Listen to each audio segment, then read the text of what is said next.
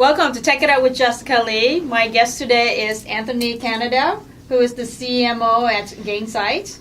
Welcome, Thank Anthony. you. Appreciate you having me. Appreciate it. How are you? How are things going? Things are going great. Yeah, exciting times at Gainsight. Exciting times, I think, as an industry overall. Mm-hmm. So we're just looking forward to all the things coming up here for us and for our customers, and yeah, it's been a great. You have a major event, Pulse, coming up in May. Is that right? We do. So we have we put on this conference called Pulse. That's actually not about Gainsight, but all about the community of customer success leaders. And this year, for the first time, we're moving to Moscone Center in San Francisco. So it feels like we've arrived in the tech conference scene, at least, moving away from some hotel lobby basically into the Moscone Center. So 5,500 people, maybe 6,000 people are going to be there in San Francisco this May, and so we're less than 60 days away. So a lot of focus going into that right now. Okay, you've done a great job in building this category as this chief marketing officer. Let's talk about this whole community building as a strategy to the category building. Yeah, well, I think the world's sort of starting to change, and we've got this. Historically, we've seen the world as this B2B and B2C context, where we use Apple Watches in our personal lives, and we watch Netflix, and we have this sort of understanding on how marketers can reach us as consumers. And then when we go to work, we sort of check that at the door, and we start just spamming people on email or using these other channels to drive signups or form fills. And we forget the humanity that we appreciate so much in our personal lives. And so what we're starting to see, I think, in B2B marketing is that the actual trend is B to H, business to human marketing. And the folks at Adobe Summit actually this week talked about it as business to everyone, B to E. And the idea is at the heart of all of our employees, at the heart of all of the folks we're trying to sell to, customers and logos, are people that are trying to be great at their jobs, get promoted, sort of self-actualize in their careers. And so community is sort of at the heart of how we operate as humans and individuals. And so from a work context, we should still be able to kind of figure out a way as marketers to get folks together and build community. Okay. So let's talk about how you actually built the community from the very beginning, ground floor. What was the thinking, the strategy, and the execution of that? Yeah. So when we first signed on to Gainsight, my CEO Nick, who was just on the show, which is really, really exciting, and I were trying to figure out what is this thing. And we signed deals with all of the tier one analysts that you could think of, and pitched them on our value proposition. Got them on the phone with our customers.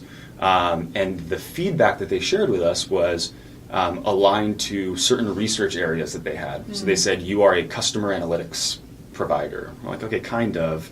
You're a CRM player. We're like, well, no, we're not ready to compete with Salesforce or anyone along those lines this early. And so we had conviction that there was a job title that existed called the Customer Success Manager. And it was a job title that no one was really paying attention to, no company at least, in a very meaningful way. And so we were sort of in this decision point where we could either follow what the analysts were telling us to do and position as the proactive customer support or whatever, or we can focus in on this persona and help make them heroes and celebrate them, give them the tools they need to be successful in their role. So that was the decision point.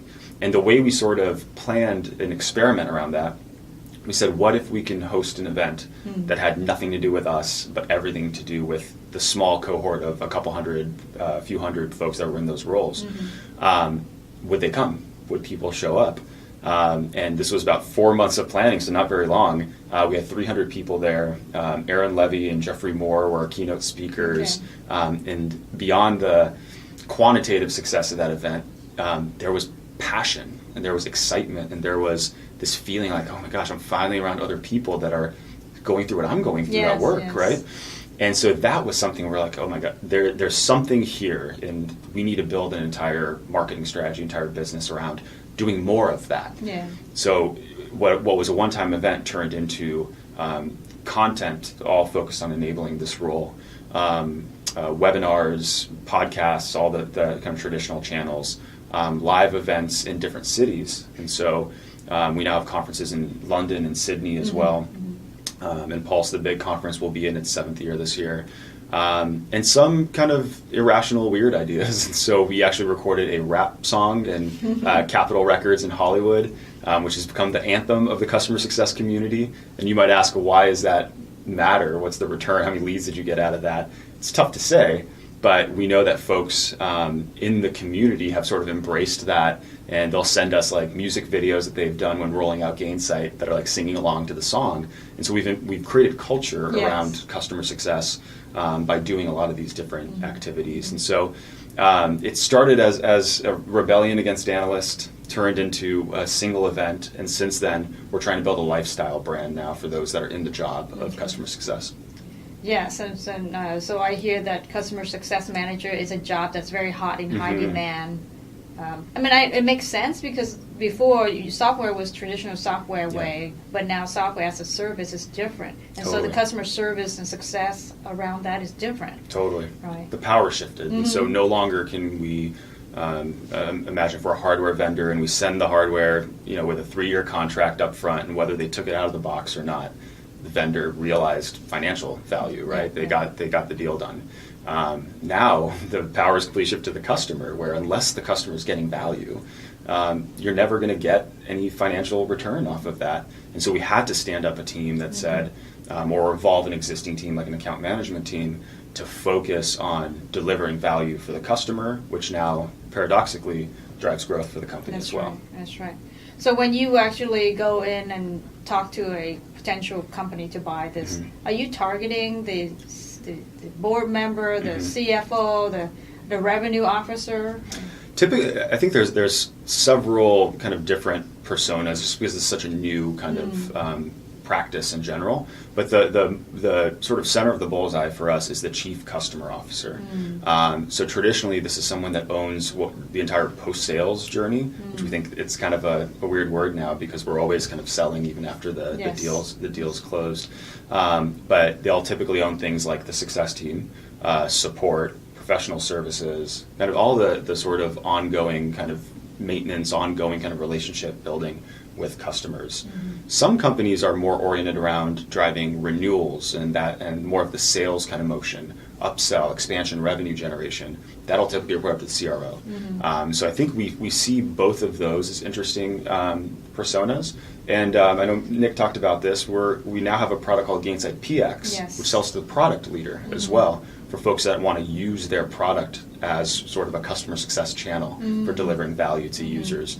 And so there are these different kind of departments that are all enrolled in the mission of driving customer success across the entire company. And ultimately, I think it's the CEO that really cares about ensuring that mission is met. Yes, okay. Let's talk about the challenges that you faced when you were going through this journey, and how did you solve that? Yeah. So I like to call this one challenge the two-funnel effect of category creation. The challenge is if you start doing these things, these content programs, these events, and you start really positioning around the problem that you're looking to solve, you get a lot of buy-in, and people are excited and they want to be a part of it, and they say, of course, like this makes a lot of sense.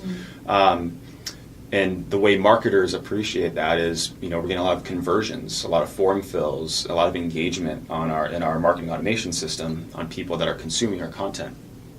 And so funnel one becomes folks enrolling into your thought leadership, enrolling into your brand and community. You then have the second funnel of looking for buyers, people that are in market for technology. And the drop between funnel one and funnel two for folks creating categories is kind of tough sometimes. And so what you have to do is figure out how to not just win people's hearts, but win their minds too. Folks that aren't just saying, I love customer success, but then you put a $100,000 software contract in front of them, they're like, oh my gosh, no, like I'm not ready for that yet. That's kind of the conflict, I think, in the early days we really had to figure out how to navigate. And so the way we try to solve that is by teaching them how to buy. Because in our case, and in many new categories, folks haven't traditionally bought technology to solve the problem. I mean, we hear in many cases of startups that are like, we compete against paper or spreadsheets or all these sorts of things. That isn't a existing line item in the budget that people save for customer success technology. So we did just very tactically a few things. We would create like an RFP guide for folks that want to evaluate the marketplace, a buyer's guide for customer success technology, a lot of ROI studies, not just of our product, but of why invest in customer success. And we would take all these things that are traditionally late stage content. These are stuff you put away in like a content management system and hope your sales team's using them, and evangelize them actually on top of the funnel. And so we put a lot of effort into teaching the world how to buy software to solve this problem. And that is something that you don't often, it goes against the typical best practice for how to promote content. Very interesting. Yeah. And has worked out really well, though. It's worked. I mean, the company's doing well, and I think there's still a big journey ahead for us. But I mean, we've been able to, convince a cohort of the market that says, if customer success is important to me, I need an enabling technology to really power and operationalize that. And that's what Gainsight does. Okay. So looking ahead, what is exciting for you? What are you hoping to achieve? Yeah. Well, I think the most exciting thing is that traditionally, or at least you talked about the different buyers or the different kind of buying centers within the business. Historically, in the first kind of chapter of the company, customer success has been focused around the department of customer success managers, folks that owned the charter to drive adoption, drive renewals, upsell, what have you. But we sort of have this marketing branding challenge of customer success also being the name of the initiative and the company-wide effort, not just a department. And so with our recent acquisition of Apptrinsic, which became Gainsight PX, and a few other kind of things we're working on, we're starting to actually have product market fit in context of the broader customer success story. And so we think there's an evolution of the words customer success coming, a 2.0, a next generation of what customer success is. And taking that to the community, we're going to debut it at Pulse this year, is super exciting. I'm going to be there. Awesome. Great. We're looking forward to having you. Yeah. Okay. So what are you most proud of, the journey you've gone through here? Yeah. I think there's a lot of, there's a lot of personal fulfillment on seeing something that sort of didn't exist before now become rationalized and real and appreciated.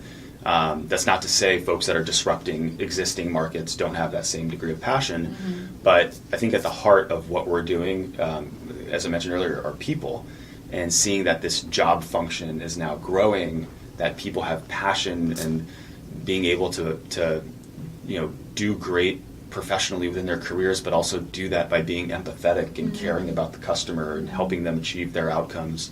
If there's ever like a noble path in enterprise software, this feels kind of like it.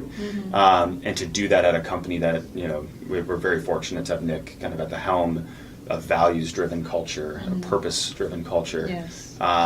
It feels like telling that kind of broader narrative is exciting, but appreciating how far we've come and what we've been able to do and how we've been able to do it, that's by far the biggest career achievement of my life. So excellent. I saw you and Nick on stage at SaaStr, and you guys were very passionate around this whole category of customer success. So what's next for you in this passion? Yeah, I'm, whenever we talk about category creation, it's kind of a fun topic because it's very, very personal to both Nick and our story here in building Gainsight. But also, I found that I get a number of requests to talk to other founders or marketing teams or folks that are trying to build their own categories. Yes. And so I'm extremely fortunate, was able to actually get a book contract to write the book on category creation, which is super exciting. Thank you.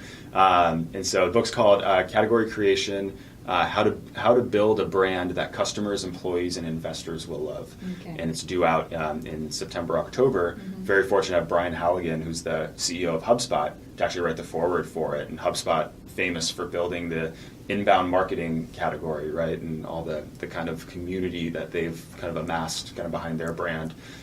So incredibly excited about that. I'm being stretched and finding out a way to write 60,000 words in a very short period of time, but we're extremely passionate about hopefully helping to pave the way to other kind of marketers or entrepreneurs that are thinking about building categories too. Well, I'm looking forward to seeing more success from you and from your company at this event. Awesome. So good luck, and thank you for being on the show Thank you. so much, Anthony. Yeah, thank you for having me. We'll see you in May. Yes. Thanks everyone for watching. Take it up with Jessica Lee, Anthony Kennada from Gainsight. Thank you.